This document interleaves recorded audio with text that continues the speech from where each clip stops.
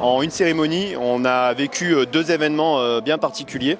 Donc, le premier était la remise de la fourragère qui vient conclure la formation des jeunes incorporés en étant présentés au fanion du bataillon et en ayant une remise des fourragères qui représentent en fait les décorations du bataillon gagnées au cours de la Première Guerre mondiale et de la Deuxième Guerre mondiale et aussi au moment des OPEX, des opérations extérieures, notamment l'Afghanistan et la République centrafricaine. Cette cérémonie représente en fait la fin de leur formation pour pouvoir intégrer réellement une compagnie de combat.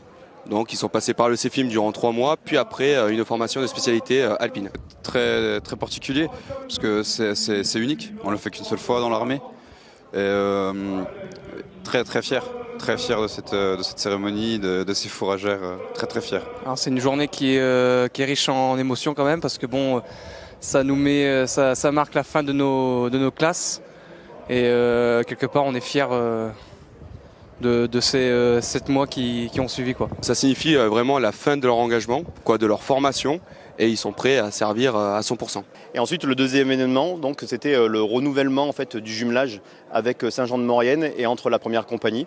Chaque compagnie du bataillon est jumelée avec une ville savoyarde afin de participer au rendez-vous civil militaire comme des cérémonies, mais aussi pouvoir bénéficier de camps de base ou de relais pour pouvoir en fait faire un point de départ en fait à nos entraînements aussi bien tactiques que montagnards en hiver ou en été. On a souhaité en tout cas travailler avec la première compagnie, puisque eux ont un intérêt aussi de trouver des sites d'entraînement, aussi une présence par rapport à la population. Et puis pour nous, c'est aussi une chance d'avoir le 13e BCA, dont beaucoup de Saint-Jeannais ont fait leur armée pour les plus anciens, et puis certains aussi ont fait quelques guerres. Voilà, donc on a une histoire commune, je l'ai dit. On a aussi un certain nombre d'anciens combattants morts pour la France sur notre stèle, sur le monument aux morts. Voilà, je crois que c'est aussi rappeler l'histoire dans cette période qui semble quand même un peu compliquée à l'échelle européenne. Et puis également, on va essayer d'établir des liens pour faciliter, pourquoi pas, la reconversion des militaires, etc. Donc il y a un partenariat.